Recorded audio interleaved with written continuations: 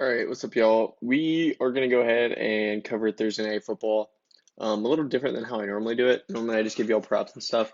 But I'm going to kind of give y'all how I'm breaking down the game and why I choose the props I choose and why I think the certain team's going to win and why I think it's either going to go over under the total that Vegas is predicting or the lines are at. So hopefully I'll like this version a little more, and it gives you all a little more insight into how I'm seeing these games and why I'm picking certain things. Um, but yeah, let's go ahead and get into it. I'll probably just do a couple key games for Sundays. Like I'll probably go ahead and get out I don't know, I'll probably pick like three games. Like an early like a 1 p.m. slate game, a 4 p.m. slate game, and then like an 8 p.m. slate game for Sunday. If you want to type in the comments which game you want me to do, that would actually help me decide which game I should pick. So go ahead and write like 2 to 3 games that you want me to cover similar to this if you end up liking this version. And I'll probably do the same for college because I kind of liked making a PowerPoint for this. So let's go ahead and get into it. We're doing Steelers and Browns Thursday Night Football. All right, so defensive wise, here's some key like factors that stood out to me. Uh, you can read through them. Steelers third in completion percentage is a big one considering pretty sure Browns rank like nearly dead last in completion percentage on offense. I think they're like 63%. I think Steelers are allowing like 61% completion percentage. Um, but the bad thing about the Steelers defense is they're allowing 5.16 yards per carry the last 3 games, which is worse than the NFL. So that's going to be a key factor in how I view this game, prop wise, and even who I think is going to win and stuff. Um, Steelers defense 1.9 takeaways per game is huge. They rank third in takeaways per game. Um, Ninth best third down defense, eighth best red zone defense. So they're holding a lot of teams to field goals and getting off the field on third down, which is key. As far as the Browns defense, they're 24th in points per game allowed. I think they're allowing I want to say like 26 points per game.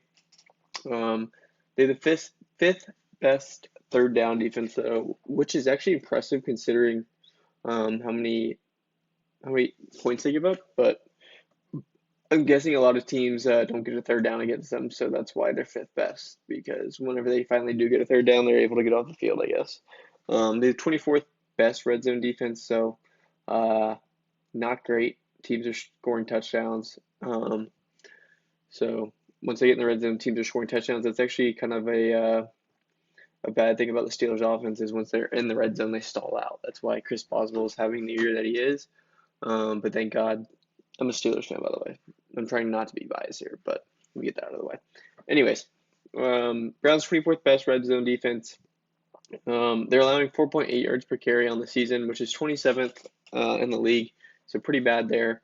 And it's definitely not a good recipe against the Steelers. And they're fourth in completion percentage, so they're really good at like not allowing completions, obviously, but um, especially downfield throws. But as far as takeaways, they're very, very bad. Only zero point 0.7, so they're not even averaging one takeaway per game, um, which is going to hurt them for sure, and that's why they are 2-8. So um, let's move to the next slide here. As far as offense goes, Steelers 23.3 points per game, 52% run plays, which is the second most in the NFL. They have a 9% sack percentage, like given up. So they're allowing teams to sack their quarterback 9% of the time, which is 27th in the league. And they're only turning the ball over zero point 0.8 times per game, which is fourth best in the NFL. So Browns don't convert or create turnovers, and the Steelers don't turn it over themselves. So um, I don't know how many turnovers the Browns will create, but we'll see. And they're second in field goal percentage, which is big considering how many times they stall out in the red zone. And even once they're around like the 45-yard line, they probably trust Boswell to at least give them a shot from 60 yards in for 3 points. So that's pretty big.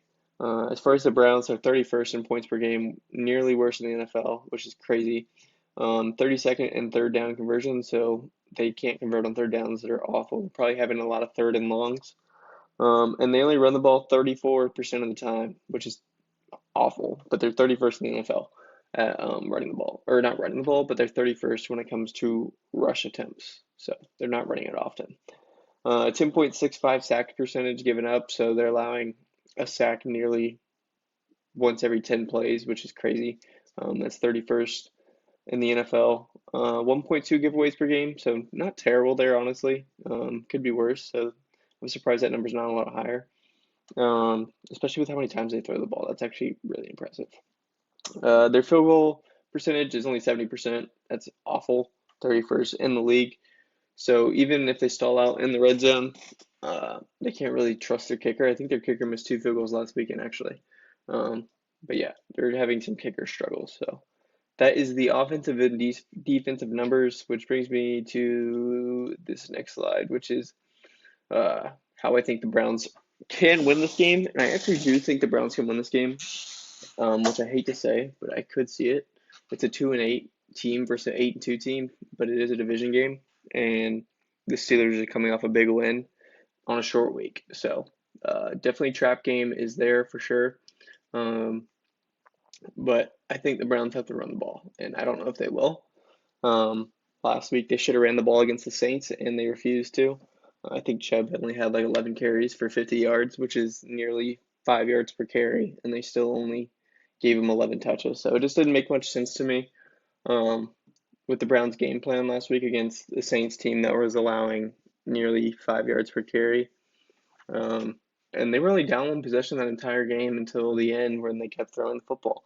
So I think that hurt them last week. I don't know if they'll learn from that or not. But if you look at the Steelers, whenever the opposing running back has 20 carries, they're 1-2. So Jonathan Taylor beat them with 20 carries, and Rico Dowdle had 20 carries whenever the Cowboys beat us. So, and the other running back to have 20 carries was Tyron Tracy for the Giants, and they nearly beat us. So, all three of these games, whenever they're sorry, you gotta exit. I clicked through it way too fast. All three of these games, when the opposing running back had 20 carries, were close, and the Steelers lost 2 of them. So I think that's going to play a big role in seeing how the Browns are going to compete against the Steelers. But I also think Njoku plays a big role. Tight ends have had a lot of success against the Steelers, like Jake Ferguson. I think went for like 75. Likely went for 75 last week. Ertz didn't have like a ton of yards, but he had 4 catches for 37 yards. Powers had a lot of yards and good success. Theo Johnson also for the Giants had pretty good success. So I think the tight end position is a big role against the Steelers just because of how good the Steelers' corners are. But they're not really focusing on the tight end. So I think a tight end plays a big role. So I think it's going to be the Browns' run game and the tight end that determines whether they have a shot to win this game or not. I think it plays a big role because if you keep running the football, the defense is going to get tired. It takes a lot more plays to get down the field whenever you run the ball, at least most of the time. So TJ Watt is going to get tired. Cam Hayward's going to get tired. The guys up front are going to get tired. And when those guys come out of the game, like say TJ Watt comes out of the game to take a little rest, that's whenever you can throw the ball and have more time to throw the ball. But like I said, you got to make them tired to get them out of the game. Minkah and Elliott decide to stack the box normally whenever a team's running the ball against them, which is going to pull them up and then allows for play action. And then you can maybe hit a deep shot on the secondary. And like I said, whenever you take our secondary to the game, you can kind of lull them to sleep if you keep running the football, but I don't know if the Browns will do that. It also keeps the Steelers off the sideline, which isn't too big of a deal. It can create a little bit of rhythm problem for the opposing offense if they're not on the field often. But you just want to milk out the clock basically. And then, yeah, that's the main way I think the Browns can win is with the run game and then hitting Njoku on the tight end routes or whatever. But like I said, play action also plays a big role. If they end up running the ball effectively, then that opens up play action because the safeties are going to creep up. So that is the game plan for how the Browns can win. As far as the Steelers can win, they can win in multiple ways, but I would say they need to run the ball. And I know it's like, which one is it? Which team needs to run the ball more? But honestly, I would say the Browns need to run the ball more than the Steelers, but I still do think the Steelers need to run the football if they want to win this game. You'll see in the weather. I have like the weather. I should have put the weather first, but the weather is cold, rainy, and windy. It's like 36 degrees. It's like 36 degrees, windy. It's not ideal. It's like typical AFC North weather. So it should be a very interesting game. But yeah, I think the Steelers need to run the ball um, to keep Myles Garrett out of the game, off of Russell Wilson, dominate time of possession, milk the clock out like they did last week against the Ravens. And like I said in the previous slide, keep the opposing offense from gaining rhythm. But the Steelers have two backs with Najee and Jalen Warren. They also have Cordell Patterson, who they will give the ball to as a running back sometimes. I think Naj is questionable right now. I think he's going to play, but these two backs are both really good. They are both good in their different ways. Warren is a better receiving back, more explosive, in my opinion. Naj is more of a bruiser. Just give it to him, run up the middle every time, let him find the holes here and there. But they're both very good in different ways. So I think you need to just keep alternating touches between these two, run it down the field, get your points, and then milk up the clock. But I'm trying to see what else I wrote here. Oh yeah, also said the Steelers can't turn the ball over. We saw that the Browns defense ranked 30th in the league for turnovers. So there's no need to go ahead and give them momentum by turning over the ball. They suck at turning the ball over. And like I said, the Steelers only turn the ball over 0.7 times per game. So one giveaway is more than their average, which is already just giving the Browns momentum here. So I think one or two turnovers in this game could obviously change it for the Browns and allow the Browns to have a chance at winning this game. So I think they need to secure the football, especially in rainy, windy conditions. And that's also why I think they need to run it, because there's no point in throwing the ball downfield if you can run the ball effectively. Even though we have our nice shiny toys with George Pickens, Mike Williams, the deep ball guys, I just don't think it's going to be their kind of game. Moving on, weather. Here's what I told you: windy, rainy, cold, not ideal, like you see in this picture right here. That's how it's going to be. And it's going to be dark, so it will be daytime though. Player props, made it to the good section of the video here. Based off of everything I just told you, this is what I've come down to as far as now. It's Tuesday at 6 o'clock, so like I said, I could change my mind. Maybe take one of these props off, maybe add a prop, whatever. But as of right now, these are the props that I'm looking at. It's Jalen Warren rushing, receiving 55.5 yards over. Najee rush yards only over. Pat Freiermuth receiving yards over. Nick Chubb rush attempts over at 14. Njoku receiving yards 44.5 yards over. And TJ Watt 0.5 sacks over. I doubt you're going to get TJ at 0.5 sacks as a regular line. If you do, definitely take it. If you can't, I would either take it at 1.5 or just don't take it at all. I would take it's probably going to be 2x at 1.5 sacks, which I would take it at honestly. But at 0.5, if you can't get like minus 140 for it, I would just lay off. But yeah, I would not pair Warren and Najee together in a slip if you're doing like a Prize Picks or Better or a Dabble or one of those fantasy apps. I would not take Warren and Najee in the same slip just because it has rushing yards for both of them. I would split them up with different slips. So maybe you go like Warren and Chubb or Freiermuth and Njoku or something like that. If you want to make a four-man, just go like Warren, Freiermuth, Chubb, Njoku, and then one with Najee, Freiermuth, Chubb, Njoku. Something like that. Like I said, I think Njoku is going to play a big role for the Browns offense. He's getting a lot of targets. And I think those wide receivers are going to be shut down by Joey Porter Jr. and the rest of the Steelers secondary. But I do think Njoku will find success like a lot of other tight ends have against the Steelers. As far as Pat Freiermuth, he's only seeing like 2-3 targets a game. But Browns rank, I think, 30th against tight ends the last 4 weeks.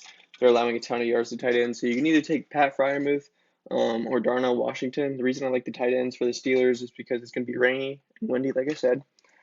So deep balls just are going to be out of the question in my mind. I mean, maybe you can get one or two a game, but for the entire game, you're not going to be throwing deep balls. You're going to be looking for your check downs as your tight ends and your running backs, and that's also why I took Warren rushing plus receiving, because I think Warren's going to be the check down guy. for running backs. I don't think Najee. I mean, Najee should have a couple catches, maybe one or two. But I think Warren's going to be the main receiving back. So I like him for rushing and receiving. I like Najee rush yards only. So I would just make sure you split these two guys up and not put them in the same slip. If you want to get on better, they're giving you. Oh, I keep skipping through it, man. If you want to get on better, they're giving you a $200 deposit match. So whatever you put in, they'll give you back up to $200. Just use the code Bryce. I also have it linked in the description, so you can just click a link and it'll take you there. Same with Dabble. Dabble is giving you a free $25. Just use code Morris Bros. You don't even have to deposit anything. They'll literally give you a free $25 to bet with. That'll be linked below as well, or you can just download it and use code Morris Bros. So that'll be there. My picks: Steelers minus 3.5. I think Steelers know it's a trap game. I think Tomlin has them ready. It's going to be AFC North football for sure. Should be low scoring. That's why I have the under 36.5. I could see like a 20 to 13 game, like a 20 to 13 game. Steelers win by 7. Something like that is what I'm thinking here. So I'm taking the Steelers minus 3.5 and Browns Steelers under 36.5. I'll have a link to BetUS as well below. That'll give you a deposit match. That's where I put my straight bets in at, is on BetUS. They'll give you a deposit match up to like $1,000, I think. They're a lot more lenient with their deposit matches, so you can put in whatever and they'll basically match it. But yeah, there is my pick and my over-under pick as well. So that's all I got for y'all. Let me know if you like this version of the videos better than rather just putting one slip in front of your face. But if you do, let me know what games you want to do for this weekend. I'll probably pick like 2 or 3, and we'll get those done before Sunday. So yeah, that's all I got for y'all now. I will see y'all in the next one.